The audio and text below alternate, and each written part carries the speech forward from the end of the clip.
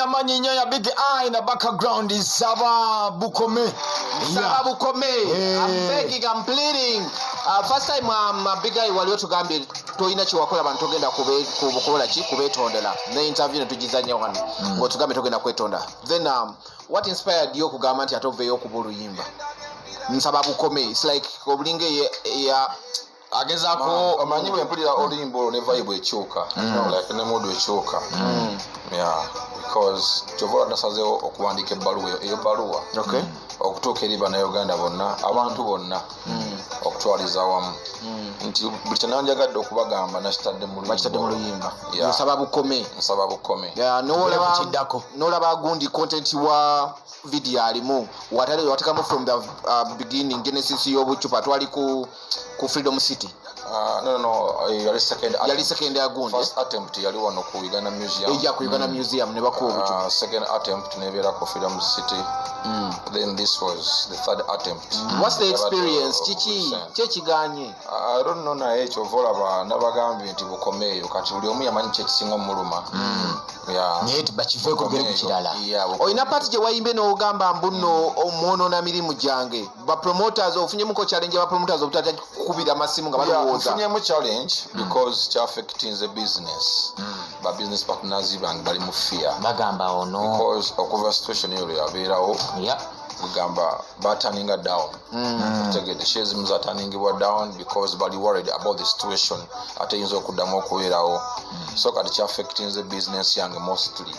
Ate ng'ogyeko n'ekyo n'abawagizi bange. Because nayimbye ne ngamba nti nno obubonero bubi eno ati gamba nti bulumizza nnyo abampagira. Because nga bolaba nti bwe mbanze ku kivulu si nti buli omu oba nti abazze mu mbeera mbi. True. Most of them babaze mu mbeera mbi. Ogenda otulira Obukebe ku 100% 20% be bakasuka the biggest percentage babeera basupport. Naye ate kivuga nnyo okusinga ate bano abasirise. Era nga system yaffe biri okuva edda nti abantu bakungiriza nnyo ekibi okusinga ekibi. Yes. Yeah. So kati kino kyaffecting ekivulu kyaffe kyetutegeka. sanjagala kyaffecting tekyayambe buyambe affecting because kiri negative basi kintu kirungi kiteekawo fear kiteekawo gundi naye nga sandyagadde because nina bigger plans ahead. So kyeva nagambye nti Nsaba Bukome abakulu tebakuyise nga balabye ebintu bino tebakuyita abakulu be baliwa side eri gye tuli gyotera okubeera. ekyo sikitegera bulungi ekibuuzo naye nze manyi nti no it's me and my fans. Sinti oba ati no it's me and my people. Tuze ku serious business eyaffe gyetumanyi ndi ku big eye. Nze nina bibiri ndowooza artist gwe mulimu gwange. My official job gwegumbeezaawo n'abantu bange okitegeera so begubeera affected. Family yo mikwano gyo very many people babeera affected. Nze natuka n'endowooza oba nti bino ebyobufuzi abantu babivaako kati kintu oli bakikolera kunyumirwa big eye lwajja katumukube. Ndowooza era mulimu abo babugamba nga sinza kugamba buli omu kikyabalowooza okitegeera kuba nangirowoozeza nti tekyandibadde bwe kityo abantu nandize ku stage ne tubeera mu happiness yokka era nga abasinga kugamba bo kye babeerako naye ne mujjamu era nga omanyi ku mbaga tekubulako muki musewuufu ogwa musewuufu of which I think ekyanyisa luno oluyimba nti kale kindly stop it. Waliwo ogambye police eveeyo kuyambeko bakwatemu kalamu nendabanga ate kigenda okwongera obwongezi obuzibu. Akireeta buzibu okusaba police ate okubakwata. Kino kyewakoze kyekituufu. Yes. Kiri wakivuddeko? Weewaawo era mba neetaga security ng'omuntu so mba nina okuba notifyingako police kuba boyo bakuuma ddembe okitegeera ate bwala to keep law and order okitegeera so yeba disorder kitegeera ate nga baba keeping order so mba nina okubaako notification babeere nga bantekako amaaso ne gyembanda ze.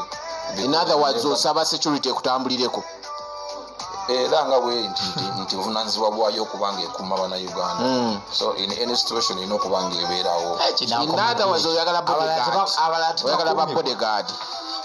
Bodyguards definitely nze nina abange. No kubanga kati already oyina ababo naye kati wetagaga extra alone sitambula nzekka. Kituufu. Yes nganzo abo bali ku team. yes but ngamba kati wewe bodyguard security gyosaba ngerimu audience security si yange ng'omuntu security y'Abannayuganda bonna so kati ino okukuuma Abannayuganda n'ebintu byabwe okitegeera so sinze n'omuntu yenna mu mbeera yonna so bwebanga erabye nti neetaaga to be protected especially eyo ne gyemba asigamye nti entambulireko naye newemba ngenze please keep a sharp eye nti bw'ovaana nodde Masaka bagi notifying nti oli mu area big eye ajja bw'ogende Mutukula eya Masaka ekomawo eyemutukula etandikira awo era bwe kyandibadde amanyi nga mangi amanyi mugajjawa nedda si manyi mangi because gwe bwogambye nti Masaka otegere wali togere muntu mulala nti Masaka gundi bw'oba ojja kuba mukimanyi nti ze malayo eggwanga lyonna okitegeera so amanyi sijja geganda Ugandan property ngalina definitely I won't say no that's why nti nze kyembankoze ate kikwata ku bantu bonna okitegeera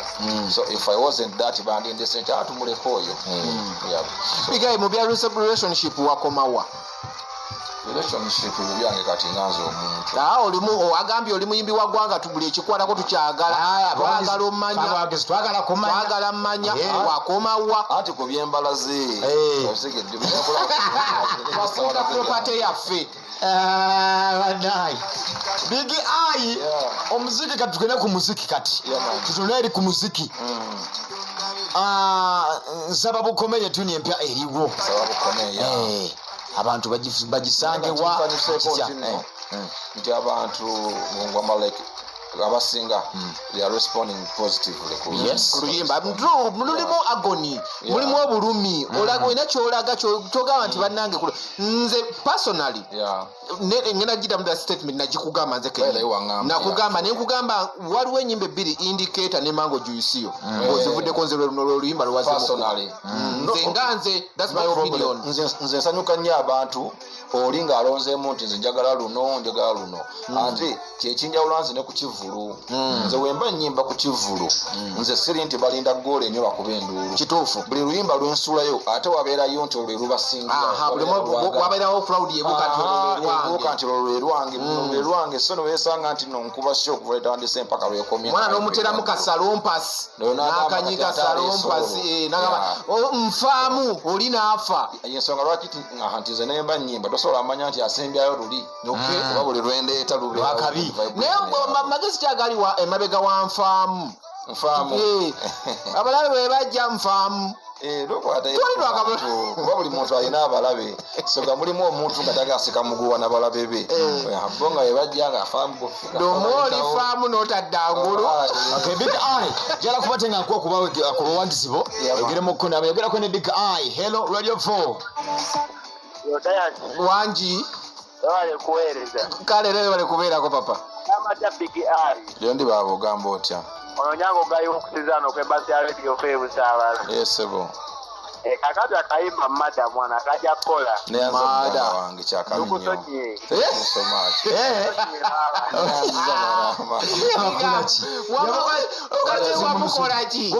ati kakyo kati yagambye nti kabukome lwaki bali babukomye bayinegere gye basonyiwamu omuntu zikitegeera bakusonyiye kale radio 4 yes wagwani papa bakuyitani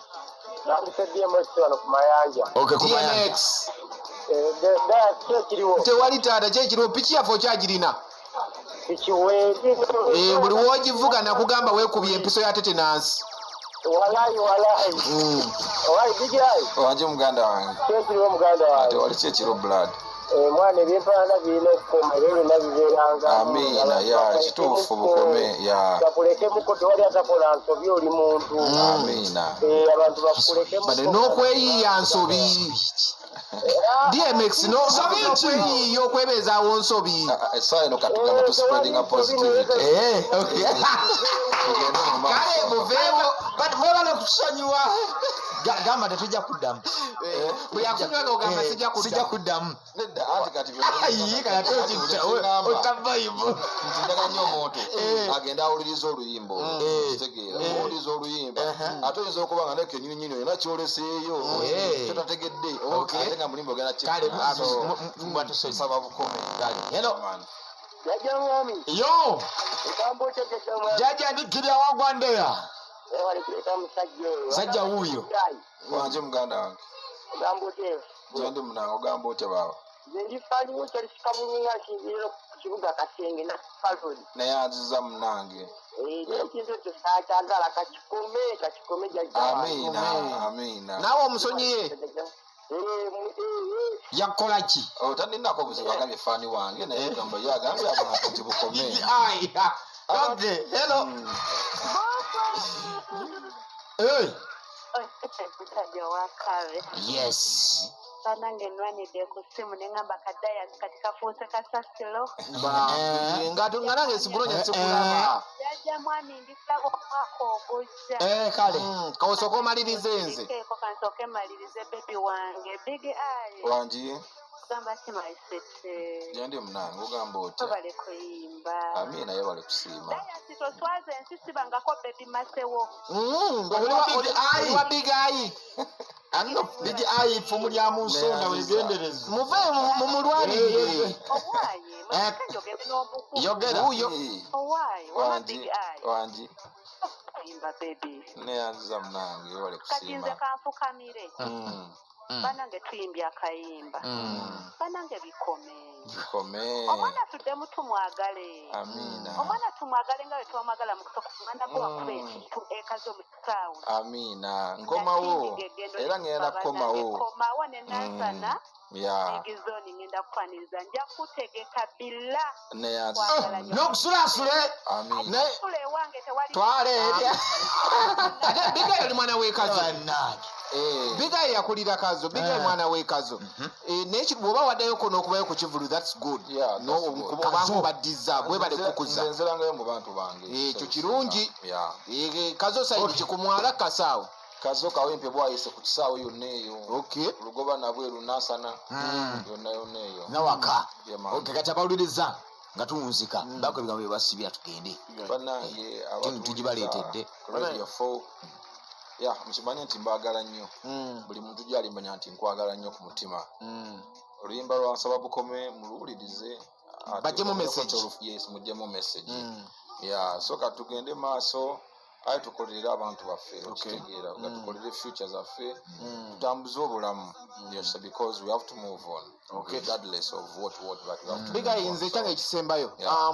Big Eye Fest eyina theme Big Eye Fest it is a Big Eye Fest bwe ngamba nti Big Eye Fest kitegeeza oba ogamba kale kankweko details Big Eye Fest I'm not saying nti ngenda kuyimba nzekka first of all Yeah. ngenda kuyimba ne ba comedians bonna ba Uganda abayimbi bannange bonna okitegedde mu Big Eye Fest nze kenyini Big Eye nze theme with theme ngobe yeah you celebrating yourself but with others with others so Big Eye Fest ogenda kola ekintu because it is bigger than just a show just an event okay so it is a big event okusinga kati kyobagamba kyembadde nkola bulijjo mulonkiza bulijjo this is more different it's something big and big and big tukuba live band throughout definitely live band nze omanyi show siyimba CD okitegeera mpozi ng'oli ategese show nga ya CD ne if the show is a live show nga weedi I don't see why imba siyimba show because ni professional artist ate manyo bikola so bw'oba ojja ku Big Eye Fest manya nti nno kijja kuba kyakabi just mutwalo sawa meka kiwaya it is kiwaya Kyokka ng'onyumirwa.